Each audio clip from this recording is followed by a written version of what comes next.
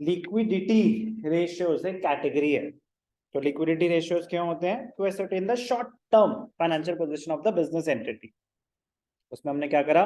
Current ratio करा। अभी हमने बस दो होते हैं लिक्विडिटी रेशियोज, एक करंट रेशियो और एक quick ratio. Current ratio done, next one is quick ratio.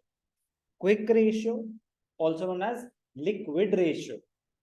Liquidity ratios एक कैटेगरी है। लिक्विडिटी रेशियोज के अंदर दो रेशियोज हैं, करंट रेशियो और एक क्विक रेशियो। क्विक रेशियो का दूसरा नाम लिक्विड रेशियो, एक और नाम एसिड टेस्ट रेशियो। तो क्विक रेशियो को लिक्विड रेशियो भी बोलते हैं और एसिड टेस्ट रेशियो भी बोलते हैं। सर करंट रेशियो को कुछ और बोलते हैं क्या? हाँ, उसको वर्किंग कैपिटल रेशियो भी बोलते हैं। क्या बोलते हैं उसको? इंपॉर्टेंट चीज है, बहुत कम लोगों को पता होती है क्योंकि बहुत रेयरली वो नाम यूज करा जाता है। Working capital ratio, current assets upon current liabilities, working capital ratio बोला जाता है दूसरा नाम। आगे जाके देखेंगे वर्किंग कैपिटल टर्नओवर रेशियो एक अलग रेशियो है। करंट रेशियो लिख देता हूं मैं, कहीं आप सोचो कि current ratio is also known as working capital ratio. उसका दूसरा नाम क्या है? Working capital ratio.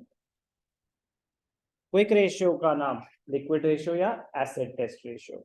फॉर्मूला क्या होता है? ध्यान से देखेंगे। क्विक रेशियो का फॉर्मूला है quick assets upon current liabilities. Quick assets upon current liabilities. Current liabilities क्या होती हैं? वही जो करंट रेशियो में होती थी, तो उस पर तो मैं कोई डिस्कशन ही नहीं कर रहा। ये क्विक एसेट्स क्या होते हैं? तो ध्यान से देखेंगे। क्विक एसेट्स को लिक्विड एसेट्स भी बोला जाता है। क्या बोला जाता है? Liquid assets. क्या होते हैं ये? Highly liquid assets. Highly liquid assets. तो सर करंट एसेट्स क्या होते हैं फिर? दो टाइप के एसेट्स होते हैं, एक नॉन करंट एसेट्स और एक current assets. Non current assets होते हैं जो मुझे लॉन्ग टर्म बेनिफिट देंगे। करंट एसेट्स होते हैं वो एसेट्स जो मुझे या तो एक साल के अंदर अंदर कैश जनरेट करके देंगे या फिर कोई बेनिफिट देंगे। The benefit will last up to a period of 1 year from the balance sheet date. Liquid assets होते हैं जो 2 to 3 मंथ्स के अंदर अंदर कैश में कन्वर्ट हो जाए। Highly liquid current assets. Current assets तो एक साल तक का टाइम ले सकते हैं कन्वर्ट होने में कैश में। क्विक एसेट्स होते हैं जो 2 to 3 मंथ्स के अंदर अंदर कैश में कन्वर्ट हो जाए। तो क्विक एसेट्स कैलकुलेट कैसे होते हैं? अगर करंट एसेट्स में से वो चीजें माइनस कर दो जो 2-3 महीने से ज्यादा टाइम ले सकती हैं कैश में कन्वर्ट होने में, तो क्या आ जाएगा? Quick assets. करंट एसेट्स में से माइनस कर दो वो चीजें जो 2-3 महीने से ज्यादा टाइम ले सकती हैं कैश में कन्वर्ट होने में। तो करंट एसेट्स में से माइनस कर दो क्या? आप माइनस कर दो stock. Stock is also known as inventory. तो ऑब्वियसली बात है कि कौन सा स्टॉक माइनस हो रहा है? Closing stock. कौन सा माइनस हो रहा है? Closing stock. स्टॉक और प्रीपेड एक्सपेंसेस, स्टॉक और प्रीपेड एक्सपेंसेस दोनों माइनस कर दो। स्टॉक और प्रीपेड एक्सपेंसेस दोनों माइनस कर दो। तो यही जब ब्रैकेट्स खुलेंगे तो क्या हो जाएगा? Current assets minus stock minus prepaid expenses.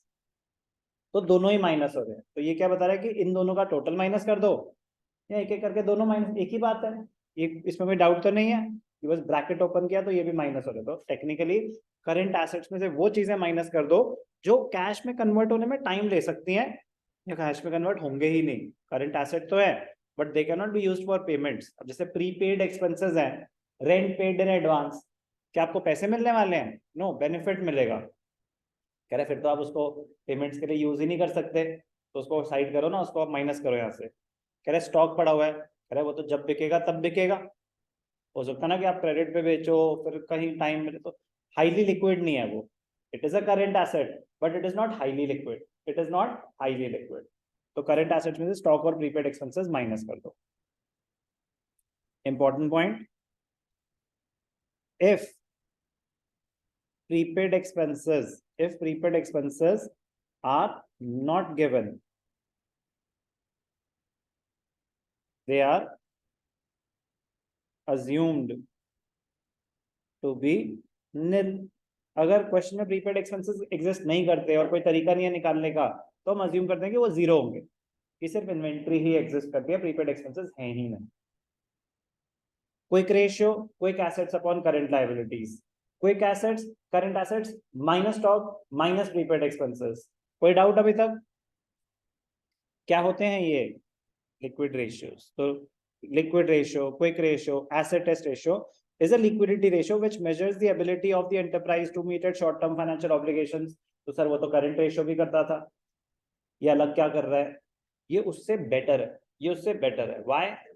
Because ये और ज्यादा रिफाइंड है, और ज्यादा लिक्विड चीजें कंसिडर कर रहा है, तो ज्यादा बेटर पोजीशन बता रहा है कि आपके पास इमीडिएटली पैसे पड़े कितने हैं आपकी लायबिलिटीज पे करने के लिए। यस और no? Relationship between liquid assets and current liabilities, ठीक है जी। लिक्विड और quick assets are the assets which are either, या तो वो एज इट इज कैश के फॉर्म में, या फिर can be converted into cash within a very short period of time. तो most liquid assets are quick assets. Important point, inventories and prepaid expenses are excluded from liquid assets, मतलब liquid assets में उनको consider नहीं किया जाता। But sir आपने तो किया नहीं, मैं करंट एसेट्स में से माइनस कर रहा हूं उसको। इसका मतलब करंट एसेट्स में क्या क्या आता है?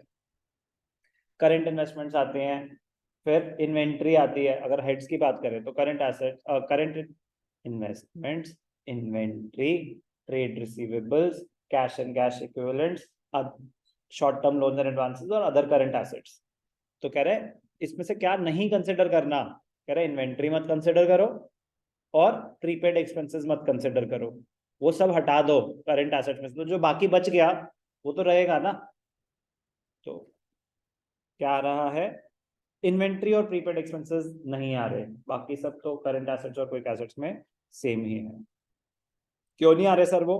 Because it takes time before inventory can be converted into cash, while prepaid expenses are expenses paid in advance, वो कभी कैश में कन्वर्ट नहीं होंगे। Debtors are taken at net, important है ये भी, वही सेम जो हमने करंट रेशियो में सीखा था कि अगर कोई provision for doubtful debts exist करता है तो डेटर्स में से माइनस होगा, क्योंकि अभी भी पर्पस क्या है? ये चेक करना कि आपके पास कितना कैश पड़ा हुआ है अपनी लायबिलिटीज पे करने के लिए। तो अगर आपको लगता है कि डेटर्स में से कुछ पैसा नहीं आना, तो उसको कंसिडर मत करो। क्लियर? समझ आया क्या हुआ? ठीक है जी। Liquid ratio formula clear, contents clear, सारी बातें कुछ अलग से नहीं है, रेपिटेशन है जो करंट रेशियो में हमने सीखा था कि यहाँ पे तो पूरी इन्वेंट्री नहीं आ रही, प्रीपेड। कोई डाउट अभी तक जितनी बातें बोली उसमें? ठीक है। आइडियल रेशियो, करंट रेशियो का आइडियल रेशियो 2:1, क्विक रेशियो का आइडियल रेशियो 1:1, 1:1 कह रहा है। 1:1 एक सैटिस्फैक्टरी रेशियो है अगर वो क्विक रेशियो है। करंट रेशियो के लिए नहीं है, करंट रेशियो के लिए तो वो रिस्की पोजीशन है कि आपके करंट एसेट्स कम है, मतलब पूरे बराबर बराबर है, बिजनेस चलाने के लिए तो कोई पैसा ही नहीं बचा। बट लिक्विड रेशियो 1:1 आइडियल माना जाता है। उससे ज्यादा है तो वही, जितना ज्यादा है मतलब आपके पास आइडियल फंड्स है, जितना कम है उतना रिस्की पोजीशन में हो। तो इंपॉर्टेंट है काफी ज्यादा। आइडियल रेशियो क्या है? 1:1, 1:1 मतलब 1 रुपए की करंट लायबिलिटी पे करने के लिए आपके पास 1 रुपए के क्विक एसेट्स, लिक्विड एसेट्स। कोई डाउट? कुछ एक्सप्लेन करने की जरूरत है? ऑब्जेक्टिव एंड सिग्निफिकेंस सेम ही है, क्योंकि शॉर्ट टर्म फाइनेंशियल पोजीशन ही असेस कर रहे हैं, तो ये भी इंपॉर्टेंट होता है। ऑब्जेक्टिव क्या है? To assess whether the enterprise would be able to meet its immediate short term liabilities और not, if they arise on the date when liquid ratio is computed. कि आप जिस डेट पे कैलकुलेट कर रहे हैं अपना लिक्विड रेशियो, आपके पास कितने फंड्स हैं अपनी इमीडिएट लायबिलिटीज को पे ऑफ करने के लिए, आर यू सफिशिएंटली कवर्ड और not. A part of the current assets is not readily realizable or convertible into cash. Therefore, current ratio does not indicate adequately the ability of the enterprise to meet its current liabilities as and when they fall due. अब आपकी current liabilities है 10 लाख, आपके current assets हैं 20 lakh, financial position strong या weak? Current assets 20 lakh, current liabilities 10 lakh, financial position, short term financial position strong या weak? Strong. Ideal ratio 2:1 है. फिर हमने जब फर्दर इन्वेस्टिगेशन करी तो उसमें देखा उसमें तो स्टॉक है 15 लाख का, करंट एसेट्स का पार्ट होगा कि नहीं होगा?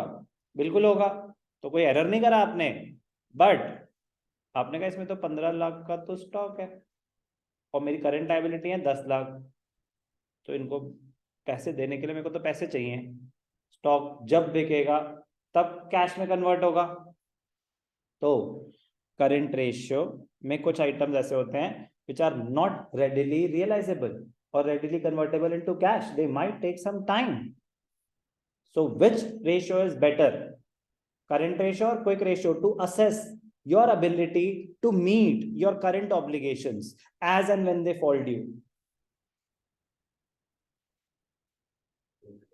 Obviously quick ratio, because it takes into consideration only those items which are readily convertible into cash or they are already in the form of cash and cash equivalents. Quit out.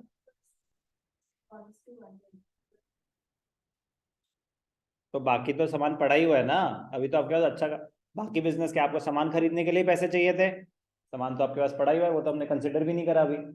Yes और no? सबसे important खर्चा तो ये होता है ना कि मेरे को सामान खरीदना है, तो वो तो कह रहे वो तो पड़ा हुआ है, वो तो हमने कंसिडर भी नहीं करा आपका। क्लियर? ओके।